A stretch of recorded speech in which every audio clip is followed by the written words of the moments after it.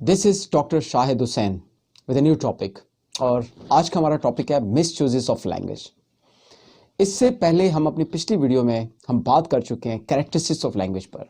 हमने डिस्कस किया कि there are basically 4 characteristics of language जो किसी हद तक हमारी इनकोडिंग में हर्डल्स क्रिएट करती है।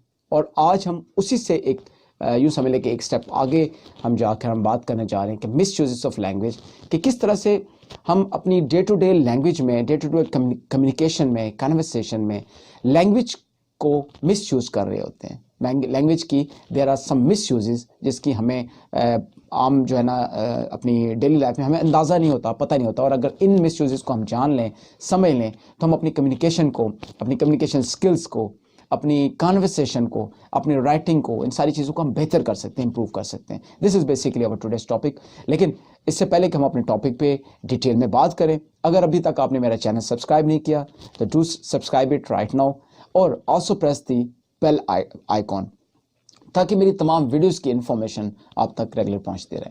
अब हम बात करते हैं मिसयूजेस ऑफ लैंग्वेज। तो देखें, बेसिकली होता क्या है कि because of the static, limited and abstract nature of language, certain misuses of language are likely to occur। वो जो characteristics of language की बात की थी, वही characteristics basically misuses के सबब बनते हैं। तो जो static nature है language की, abstract nature है, इसी तरह limited nature of language है, उसकी वजह से कुछ misuses हैं जो they are likely to occur। तो जो जनरल सेमेंटिसिस्ट हैं, they basically discuss 4 misuses of language जो कि ज़्यादा कॉमन है। अच्छा, जो पहला मिसयूज है, मिसयूज ऑफ लैंग्वेज है जो हम डिस्कस करने जा रहे हैं, वो है dead level abstracting. Dead level abstracting का जो कॉन्सेप्ट है, it has been explained by Wendell Johnson and has been cited by Severin and Tankard in their book title communication theories. उसमें बड़ी डिटेल में इसको डिस्कस किया गया है, वेंडर जॉनसन के हवाले से साइट किया गया है इस मिसयूज ऑफ लैंग्वेज को, जो कि डेड लेवल एब्स्ट्रैक्टिंग की बात करते हैं। होता क्या है, basically it refers to getting stuck at one level of abstraction। the levels would be high या can be high or low। 2 levels of abstraction है, एक high level है और एक low level है। वो कौन से हैं वो हम डिस्कस करते हैं। तो ये basically dead level abstracting जो misuse है, ये it refers towards stucking of the language, जो stuck हो रही है language towards either one of the level of मतलब abstract level, एक high level और एक low level। वो किस तरह होता है? high level abstractions are the words like, कैसे अल्फाज हैं हाई लेवल एब्स्ट्रैक्शन? जब हम बात करते हैं, हम अल्फाज इस्तेमाल करते हैं जस्टिस, लॉ एंड ऑर्डर, और इसी तरह से डेमोक्रेसी या फ्रीडम की बात करते हैं। अब ये देखें, इस तरह के बेशुमार अल्फाज हम अपनी डेली लाइफ में हम यूज़ करते हैं, हम अदा करते हैं। लेकिन क्या है कि ये basically high level of abstraction है, क्योंकि जब तक अनटिल अनलेस कि आप इन अल्फाज के साथ एक्सप्लेनेशन नहीं देंगे, आप एक रूल्स नहीं डेवलप करेंगे, एक डिफाइन नहीं करेंगे कि ये डेमोक्रेसी से क्या मुराद है या फ्रीडम से क्या मुराद है। अब फ्रीडम, क्योंकि ये अगर हम इसकी जो एक्सप्लेनेशन नहीं देंगे तो मुख्तलिफ लोग, अगेन वही सेल्फ परसेप्शन की जो बात आ जाती है, तो मुख्तलिफ लोग अपनी परसेप्शन के मुताबिक, अपने फ्रेम ऑफ रेफरेंस के मुताबिक इनकी डिफरेंट डेफिनेशन या डिफरेंट इंटरप्रिटेशन की तरफ इसको ले जाएंगे इन अल्फाज को। Same is the situation with justice या law and order. Words like these are used in the message that doesn't contain words at lower level of abstraction. इनके साथ ये ऐसी हाई लेवल एब्स्ट्रैक्शन है कि जिसमें लो लेवल एब्स्ट्रैक्शन पर explanation मौजूद नहीं है। तो it is difficult to know what the message is actually. तो जब तक आप इसके साथ एक्सप्लेनेशन नहीं देंगे, लो लेवल ऑफ एब्स्ट्रैक्शन पे इन अल्फाज को, इन वर्ड्स को आप क्लियरली एलैबोरेट नहीं करेंगे, तो लोग क्या करेंगे, एक तो इसको समझ नहीं सकेंगे, या फिर अगर या क्या होगा कि लोग डिफरेंट अपने फ्रेम ऑफ रेफरेंस के मुताबिक, अपनी परसेप्शन के मुताबिक डिफरेंट इंटरप्रिटेशंस करेंगे। ये basically high level of abstraction है। So language can also get stuck at low level of abstraction. इसी तरह लैंग्वेज जो है, जैसे हाई लेवल के एब्स्ट्रैक्शन की बात की, तो लो लेवल ऑफ एब्स्ट्रैक्शन पर भी लैंग्वेज जो है बाज़ औक़ात मिसयूज एक आ जाता है, वहाँ पे भी लैंग्वेज स्टक हो सकती है। So it is another type of dead level abstracting, यानी लो लेवल ऑफ एब्स्ट्रैक्शन है। इसमें क्या होता है कि message that stays at a low level of abstraction usually does not come to a general conclusion। एक जनरल कंक्लूजन पर आप एक्सप्लेनेशन तो दे देते हैं, चीज़ों की एलाबरेट कर देते हैं, लेकिन एक जनरलाइज नहीं करते उस चीज़ को।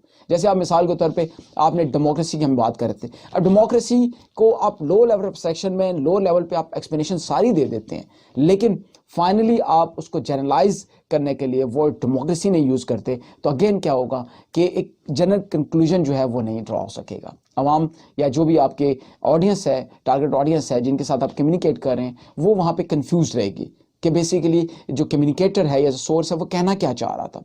तो इसी तरह ये दो तरह के एब्स्ट्रैक्टिंग है, डेड लेवल एब्स्ट्रैक्टिंग है। एक हमने हाई लेवल एब्स्ट्रैक्टिंग की बात की, एक लो लेवल एब्स्ट्रैक्टिंग की बात करी।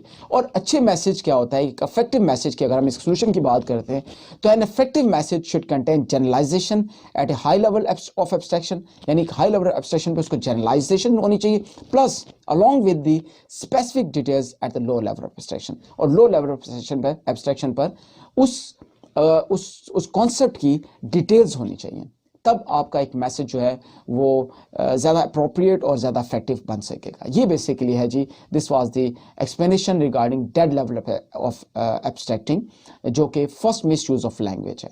अच्छा, अब हम बात करते हैं second misuse of language की। Second misuse of language जो है वो है अनड्यू आइडेंटिफिकेशन। Undue identification. अब अनड्यू आइडेंटिफिकेशन क्या होती है? Basically this is the failure to see This is the failure to see distinction between two members of a category or class, यानी कि या between members, जो भी एक कैटेगरी और क्लास के दरमियान जो मेंबर्स हैं उनके दरमियान डिफरेंस को समझने के जो फेलियर है वो बेसिकली अनड्यू आइडेंटिफिकेशन की जो मिसयूज ऑफ लैंग्वेज की उसमें कैटेगरी में आएगी। होता क्या है बेसिकली कि अच्छा, इसको sometimes it is also called as over generalisation. Normally इसको ओवर जनरलाइजेशन भी कहा जाता है। वो कैसे कहते हैं हम आगे एग्जांपल्स पे जब जाते हैं तो हमें ज़्यादा एलैबोरेट हो जाएगा।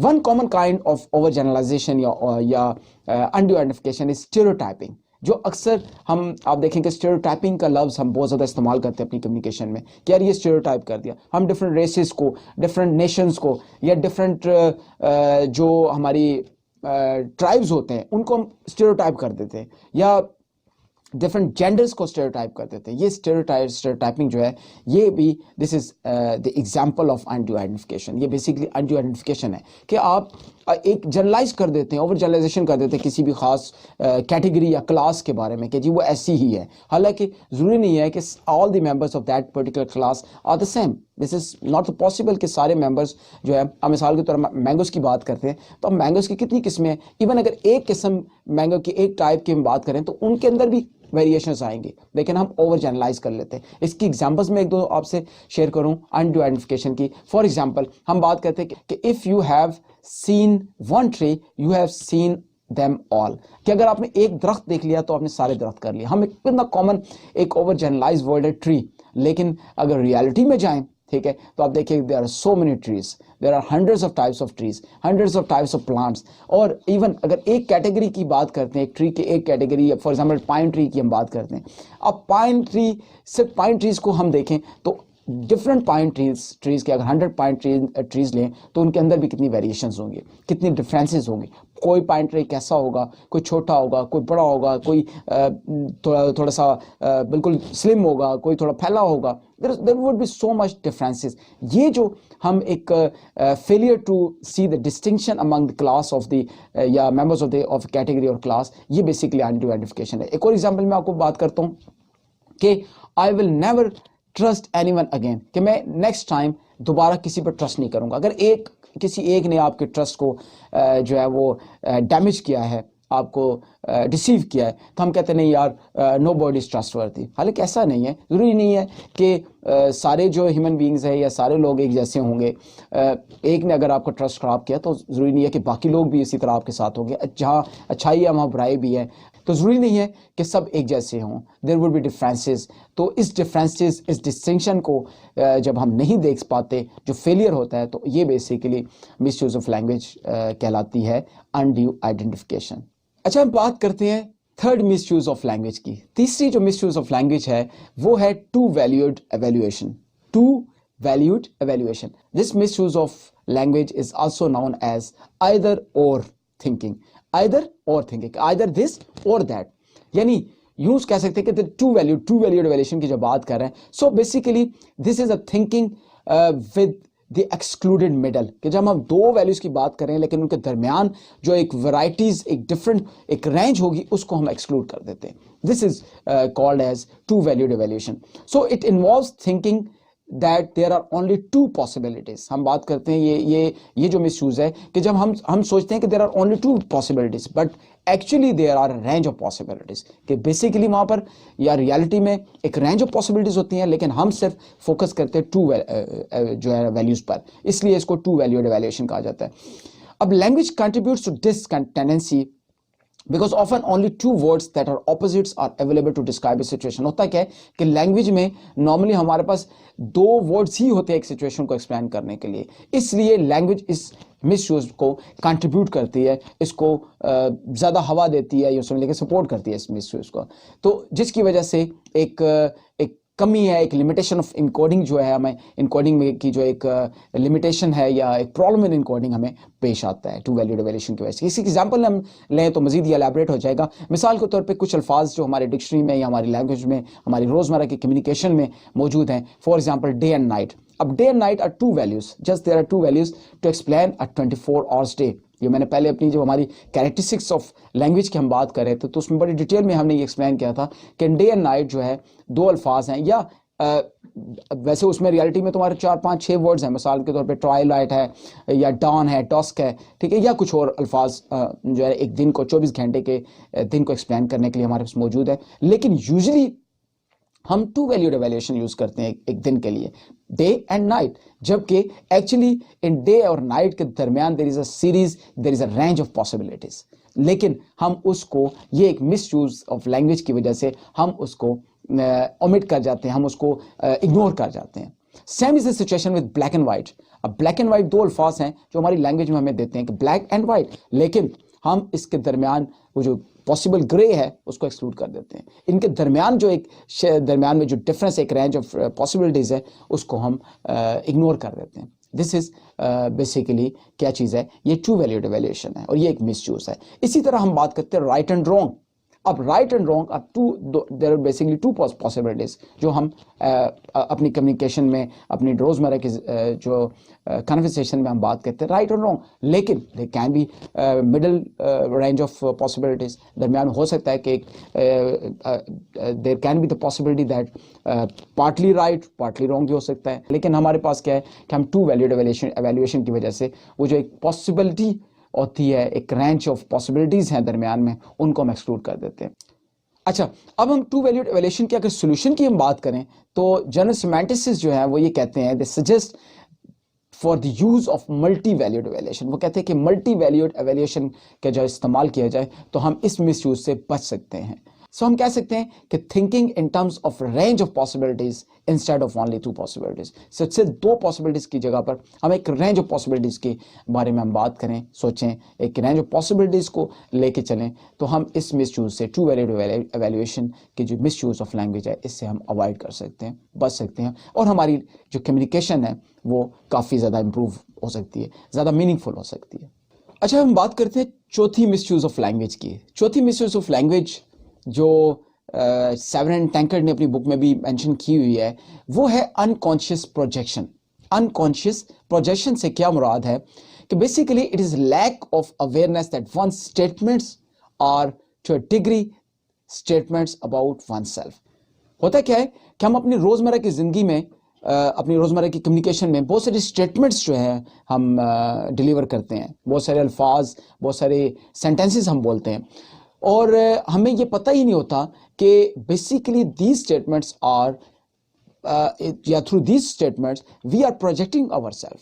हम अपनी एक अनकॉन्शियस प्रोजेक्शन बेसिकली कि हमें पता ही नहीं होता, unconsciously we are projecting, we are all the times projecting our self. हम अपने आप को ही प्रोजेक्ट कर रहे होते हैं, हम अपनी जो एक मेंटल लेवल है, अपनी थिंकिंग को प्रोजेक्ट कर रहे होते हैं. Wendell Johnson even claimed that basically we always talk about our self, कि हम हर वक्त अपने ही बारे में बात कर रहे होते हैं. वेंडल जॉनसन ये यहाँ तक कहता है कि हर वक्त हम अपने ही बारे में बात कर रहे होते हैं. इसकी एग्जांपल्स मैं 2-3 शेयर करूँ आपसे, तो ये एलैबोरेट हो जाएगा एक कॉन्सेप्ट जो अनकॉन्शियस प्रोजेक्शन का है.